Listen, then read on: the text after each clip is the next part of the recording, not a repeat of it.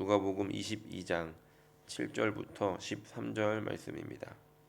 유월절 양을 잡을 무교절 날이 이른지라 예수께서 베드로와 요한을 보내시며 이르시되 가서 우리를 위하여 유월절을 준비하여 우리로 먹게 하라. 여짜오되 어디서 준비하기를 원하시나이까? 이르시되 보라, 너희가 성내로 들어가면 물 한 동이를 가지고 가는 사람을 만나리니 그가 들어가는 집으로 따라 들어가서 그 집 주인에게 이르되 선생님이 내게 하는 말씀이 내가 내 제자들과 함께 유월절을 먹을 객실이 어디 있느냐 하시더라 하라. 그리하면 그가 자리를 마련한 큰 다락방을 보이니 거기서 준비하라 하시니 그들이 나가 그 하신 말씀대로 만나 유월절을 준비하니라. 아멘. 우리나라 사람들은 설날이 되면 떡국을 먹습니다. 그리고 추석이 되면 송편을 먹지요. 물론 이제 그것만 먹는 게 아니라 다른 이제 음식들도 풍성하게 먹지만 그 음식들 떡국과 송편은 그 명절을 상징하는 그런 음식입니다. 유대인들은 유월절이 되면 출애굽 당시에 그랬던 것처럼 그들도 특별한 음식을 먹습니다. 가족들이 모여서 양을 잡고 또 무교병과 쓴 나물을 먹으면서 그날을 기억하며 명절을 보냈습니다. 예수님도 제자들과 함께 유월절 음식을 나누기를 원하셨습니다. 예수님에게 있어서 이 식사는 굉장히 특별한 식사였습니다. 왜냐하면 말 그대로 이제 십자가를 지시기 전 마지막으로 드시는 식사였고 또 제자들과 함께 나누는 그런 식사였습니다. 유월절 명절 음식이었지만 명절 식사였지만 헤어짐을 앞두고 드시는 마지막으로 나누시는 식사였기 때문에 예수님은 이 시간을 더 특별한 마음으로 준비를 하셨을 것입니다. 그리고 우리가 알다시피 이 음식을 드시면서 제자들의 발을 씻겨 주시고 또 우리가 매달 하고 있는 그 성찬식을 또 제정하시는 그런 시간들이었기 때문에 예수님에게 이 식사는 그냥 한 번 먹는 명절의 식사가 아니라 굉장히 큰 의미를 가지고 있는 중요한 시간이었다는 겁니다. 예수님께서 이 시간을 중요하게 여기시고 준비를 하시기 위해서 제자들을 보내십니다. 특별히 8절에 보면 예수님께서 베드로와 요한을 보내셨다고 기록합니다. 그리고 이렇게 말씀하십니다. 이르시되 가서 우리를 위하여 유월절을 준비하여 우리로 먹게 하라. 이제 베드로와 요한에게는 예수님의 명령, 예수님의 미션이 주어졌습니다. 그 미션은 유월절 식사를 준비하라는 것이었습니다. 이번 유월절 식사의 행사 담당으로 베드로와 요한이 뽑힌 겁니다. 이렇게 말씀하지 않으셨겠습니까? 베드로와 요한을 불러다가 너희 둘이 책임지고 이번 명절 식사를 준비해라. 이번에는 아주 중요한 이벤트가 있을 거니까 잘 준비해야 돼. 알겠지? 라고 하면서 이 베드로와 요한을 불러다가 맡기셨을 겁니다. 베드로와 요한도 예수님의 그 신신당부 앞에 네, 알겠습니다 라고 했겠지만 이런 미션을 받았지만 문제는 그것을 온전하게 해결할 수 있는 능력이 없었다는 겁니다. 때로 주님께서 우리에게 주시는 명령들이 있습니다. 뭔가 거창하진 않아도 부담감을 주시고 또 어떤 것들을 보이게 하시고 또 어떤 것들을 맡겨주셔서 그 일들을 하게 하실 때가 있습니다.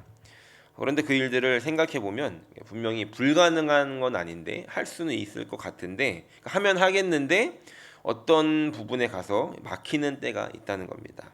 그러니까 내가 감당할 수 있는 영역과 내가 감당할 수 있는 그 능력을 넘을 수 없는 그런 상황을 만날 때가 있더라는 겁니다. 베드로와 요한도 매년 했던 준비였기 때문에 할 수는 있는 일인데 그들이 만나게 된 문제는 그들이 봉착하게 된 것은 장소였다는 겁니다. 제자들이 이렇게 묻습니다. 9절에 보면 여짜오되 어디서 준비하기를 원하시나이까? 우리가 알다시피 지금 예수님과 제자들은 예루살렘에 와 있습니다. 그런데 예수님과 제자들이 활동했던 지역, 이들이 살았던 배경은 갈릴리 지역이었습니다. 외지에서 왔기 때문에 지금 예루살렘에서 그 식사를 나눌 장소를 구해야 됐다는 겁니다. 또 당시의 상황으로 보면 명절을 맞이해서 많은 사람들이 그 각지에서 외지에서 예루살렘으로 다 와 있었기 때문에 갑자기 이런 장소를 구한다는 게 결코 쉬운 일은 아니었을 것입니다. 물론 이들이 이 예루살렘에 머물면서 이들이 이제 숙소로 사용하는 곳이 있었겠지만 그곳 상황도 여의치 않았던 것 같습니다. 만약에 이들이 지금 뭐 이렇게 사용하고 있는 숙소에서 그냥 드시기로 했다면 제자들은 굳이 어디서 먹습니까라고 물어보지도 않았을 것이고 예수님도 이들의 대답에 우리 맨날 가던 데 있잖아 거기라고 하면서 대답을 하셨을 것입니다. 그런데 그렇지 않은 것으로 보아서 이들이 머물고 있는 그곳에는 함께 나눌 수 있는 그런 충분한 공간이 없었다는 겁니다. 베드로와 요한에게 미션이 주어졌지만 이들이 해결할 수 없는 문제가 있었고 이들은 별다른 아이디어가 없었고 대책이 없었기 때문에 당황하면서 예수님께 그러면 우리가 어디서 준비하기를 원하십니까? 라고 묻고 있더라는 겁니다. 주님께서 우리에게 어떤 일들을 맡기실 때 그 맡기신 일들 앞에서 우리가 가져야 하는 바른 자세가 있다라고 한다면 우리는 그 일들을 주님께서 어떻게 처리하시기를 원하시는가를 먼저 묻는 일일 것입니다. 그것이 우리에게 맡겨주신 그 일들을 가장 잘 해결해 나가는 최고의 방법일 겁니다. 제자들은 예수님께 먼저 물었습니다. 주님, 그렇다면 어디서 준비하기를 원하십니까? 이 제자들이 다 찾아다녀 보고 안 돼서 온 것이 아니라 먼저 주님께 그 문제를 인식하고 어떻게 해결해야 됩니까? 라고 묻더라는 겁니다. 물론 우리가 주님께서 맡겨주신 일들을 처리함에 있어서 주님께 다시 묻는 것이 마치 로봇처럼 주님 명령하신 만큼만 제가 딱 그만큼만 행동하겠습니다라는 것이 아닙니다. 주어진 일들 앞에서 주님이 원하시는 것, 이 일들을 통해서 하나님이 하시기 원하시는 것이 무엇인지를 먼저 알고 그것을 알기 위해서는 물어봐야 한다는 겁니다. 제가 그 설교 준비를 이렇게 하면서 가장 먼저 하는 게 있습니다. 그건 뭐냐면 저는 이제 말씀을 이렇게 순서대로 이렇게 하지 않습니까? 어떻게 보면 재료들은 이제 주어진 것이죠. 그런데 이 재료들을 가지고 주님 이번에는 어떻게 요리를 해야 됩니까?라고 묻는 작업을 먼저 합니다. 제가 여러분들 볼 때는 이제 자주 등장하니까 이제 설교를 자주 하니까 좀 쉽지 않을까라고 생각하실 수도 있지만 자주 할수록 뭐 쉬워지는 게 아니라 점점 더 어려워집니다. 때로는 이렇게 말씀을 이렇게 준비하다 보면 익숙한 본문이 나올 때가 있습니다. 그러니까 설교도 많이 해본 그런 본문이 나옵니다. 그러면 아주 자연스럽게 이거 그 익숙하고 많이 해본 설교니까 하나님께 이렇게 묻는 작업을 놓칩니다. 그러면 꼭 실수가 생기는 것들을 경험하게 됩니다. 그렇지 않기 위해서는 반드시 아는 것이라고 해도 익숙한 것이라고 해도 주님께 물어봐야 되고 주님 이번에는 어떤 요리를 해야 됩니까? 볶음입니까? 아니면 탕입니까? 이렇게 물어봐야 한다는 것이죠. 주님께서 저 여러분들에게 맡겨주신 일들이 있습니다. 그것은 교회에서뿐만이 아니라 여러분들의 가정에서 또 일터에서 또 속해 있는 공동체에서 하나님께서 여러분들에게 이루고자 하시는 그날의 일들이 있고 그 시기의 일들이 있다는 겁니다. 때로는 그것이 너무 숙련이 되어져서 나에게 너무 익숙한 일이고 또 너무나 많이 했던 경험이 있기 때문에 쉬운 일일 수 있더라는 겁니다. 그런데 그러다 보면 그 시간에 주님께서 원하셨던 그 일들을 그 주님을 놓치게 되더라는 겁니다. 그래서 주님은 그 순간에 그 익숙함으로 인해서 주님을 놓치지 않게 하시기 위해서 주님께 묻고 기도하게 하시기 위해서 때로는 그런 언덕들 넘어야 될 그런 산들을 주시기도 한다는 겁니다. 오늘 이 제자들이 만났던 주님께서 주시는 이 미션에 제자들은 음식을 준비하는 것은 어려운 일이 아니었지만 장소를 구하는 어려운 문제에 봉착해서 주님께 물어봤던 것처럼 오늘 이 아침에 함께 기도할 때 오늘 주님께서 저 여러분들에게 맡겨주신 이런 일들 앞에서 주님 제가 이 일들을 통해서 주님이 이루시기 원하시는 것은 무엇입니까? 주님 이 일들을 통해서 하나님 무엇을 하기 원하십니까? 라고 먼저 기도하고 맡겨진 하루를 살아갈 수 있는 저 여러분들이 되시기를 예수님의 이름으로 간절히 축원합니다. 다음으로 이제 제자들의 이 질문에 예수님은 이렇게 대답하십니다. 10절부터 12절을 보면 이르시되 보라 너희가 성내로 들어가면 물 한 동이를 가지고 가는 사람을 만나리니 그가 들어가는 집으로 따라 들어가서 그 집 주인에게 이르되 선생님이 내게 하는 말씀이 내가 내 제자들과 함께 유월절을 먹을 객실이 어디 있느냐 하시더라 하라. 그리하면 그가 자리를 마련한 큰 방을 보이리니 큰 다락방을 보이리니 거기서 준비하라라고 이렇게 제자들에게 말씀하십니다. 이것에 대해서 어떤 학자들은 예수님께서 미리 그러니까 이 집 주인하고 얘기를 해놨을 거다. 미리 이제 그때쯤에 내가 식사를 할 거니까 방을 하나 준비해 놓으십시오라고 얘기를 해놨을 것이다라고 얘기를 하는 사람도 있습니다. 아니면 예수님이 먼저 이야기를 하지 않으셨으면 이 집 주인이 굉장히 이제 바쁜 시즌이지 않습니까? 큰 다락방이 있다는 건 분명히 누군가 손님들이 그 방을 빌리려고 했을 것인데 이 주인이 어떤 감동이 있어서 그 방을 비워놓고 예수님이 오셨으면 아니면 다른 누군가 올 사람이 있다라고 하는 그런 감동을 가지고 기다리고 있었을 수도 있습니다. 중요한 것은 이 제자들이 예수님과 함께 유월절 식사를 할 이 방을 예수님이 본인이 직접 준비해 놓으셨다는 겁니다. 다시 말해서 제자들에게 준비해라라고 이렇게 무책임하게 말씀만 하신 것이 아니라 그렇게 두시는 분이 아니라 주님께서 명령을 하셨기 때문에 그 명령이 이루어지게 하시기 위해서 우리 주님도 최선을 다하시는 분이라는 걸 우리가 알 수 있습니다. 얼만큼 최선을 다하셨는가 10절을 다시 보면 이렇게 기록합니다. 보라 너희가 성내로 들어가면 물 한 동이를 가지고 가는 사람을 만나리니 그가 들어가는 집으로 따라 들어가라. 우리가 이제 이 상황을 이렇게 머릿속에 잘 그려보면 물동이를 지고 가는 그 사람이 지금 제자들이 출발해가지고 그곳을 성내로 들어갔을 때 정확하게 만나야 됩니다. 그러니까 조금 뭔가 중간에 화장실이라도 갔다 오면 못 만나는 그런 상황이 생기는 거죠. 예수님께서 무전기로 지금 출발하세요라고 지시하는 것도 아닙니다. 그야말로 정확한 타이밍에 제자들이 그곳에 도착해야 되고 그 물동이를 진 사람도 그곳에 도착해야 한다는 겁니다.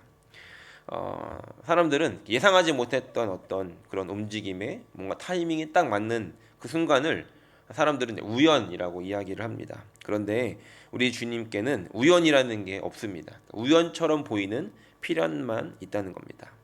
주님께서는 이렇게 최선을 다하셨습니다. 우연처럼 보이는 그 일들 속에서도 그렇게 만나게 하시기 위해서 그 타이밍을 재셨고 그렇게 하셨다는 겁니다. 그리고 주님께서 또 얼마나 이 제자들이 그 집을 정확하게 알아볼 수 있도록 최선을 다해서 준비하셨는지를 알 수 있는데 여기서 보면 물 한 동이를 가지고 가는 사람을 만날 것이다라고 합니다. 그 사람은 남성 명사로 본문에 쓰였습니다. 보통 이 물동이를 지고 가는 건 여자들이 하는 일이었습니다. 그 당시에. 그런데 남자가 그것을 들고 간다라고 하면 누가 봐도 굉장히 이제 특이한 장면이기 때문에 알아볼 수 있었다는 것이죠. 그러니까 제자들이 그 당시에 다른 이제 누군가 어떤 자매님이 물동이를 지고 가면 누가 누군지를 헷갈리지 않겠습니까? 그래서 그날은 그 자매님이 몸이 안 좋아서 다른 형제님이 나와서 물동이를 지고 가게 했다는 것이죠. 제자들이 바로 그 상황을 알아볼 수 있도록 예수님은 최선을 다해서 그것을 준비하셨다는 겁니다. 예수님께서 말씀하신 것들, 그리고 예수님께서 계획하신 것들, 그것을 제자들에게 말씀하셨고 그것이 이루어지게 하시기 위해서 우리 예수님도 최선을 다해 책임을 지는 분이라는 걸 우리는 알 수 있습니다. 그 책임을 지시기 위해서 주님은 최선을 다하시고 계시다는 겁니다. 우리가 서두에 나눴다시피 이 식사는 제자들과 함께 마지막으로 나눈 식사이고 또 떡을 떼고 잔을 나누시면서 자신의 살과 피를 기념하라고 말씀하셔야 하는 중요한 식사입니다. 요한복음 13장 1절은 이때 예수님께서 어떤 마음으로 이 시간을 준비하셨는지를 기록하고 있는데 이렇게 기록합니다. 유월절 전에 예수께서 자기가 세상을 떠나 아버지께로 돌아가실 때가 이른 줄 아시고 세상에 있는 자기 사람들을 사랑하시되 끝까지 사랑하시니라. 끝까지 제자들을 사랑하셨던 주님께서 하신 그 말씀에 끝까지 책임을 다하십니다. 그렇다면 이제 그 주님은 최선을 다하시는 그 상황에 우리는 그럼 또 어떻게 살아가야 하는가? 우리의 삶의 자세는 어떠해야 되는가를 13절에 기록합니다. 13절 말씀 같이 한번 읽어보겠습니다. 그들이 나가 그 하신 말씀대로 만나 유월절을 준비하니라. 그들이 예수님께서 하신 이 명령을 듣고 나갔습니다. 그리고 그 하신 말씀대로 그 사람을 만났고 또 그 사람을 만나게 돼서 그 유월절을 준비하게 됐습니다. 이 제자들의 이 패턴을 보면 예수님이 하신 명령이 있었고 그 명령을 이루기 위해서 예수님께 물어봤고 물어보는 제자들에게 예수님은 말씀하셨고 이제 제자들은 그 물어본 예수님의 대답에 순종했다는 것입니다. 주님께서 우리에게 일을 맡기시고 그 일이 이루어지도록 하기 위해서 주님도 최선을 다하시듯이 우리도 우리에게 맡겨주신 그 일들을 이루기 위해서 우리 또한 최선을 다해야 한다는 겁니다. 아마 제자들이 예수님께서 물동이를 지고 가는 그 남자를 만날 것이다라고 하는 말에 이 제자들이 무슨 남자가 물동이를 지고 가겠어? 물동이는 여자가 짓는 것인데 라고 하면서 그 자리에 머물러 있었다면 그리고 예수님께서 하신 명령을 최선을 다해서 그곳에 가지 않았다라고 한다면 예수님께서는 그 사람을 보내주셨어도 그 사람을 못 만날 수 있는 그런 상황이 될 수도 있었다는 겁니다. 주님께서 말씀하셨다라고 한다면 때로는 그것이 이해되지 않아 보이고 때로는 그런 일이 있겠어라고 하는 일들이라 할지라도 주님께서 말씀하셨다라고 한다면 주님을 신뢰함으로 순종하는 것이 우리의 책임입니다.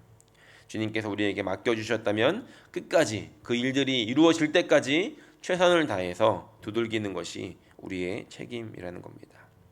베드로와 요한은 그들이 봉착했던 그 문제, 장소를 구하는 그 부분에 있어서 주님께서 이제 해결을 해 주셨습니다.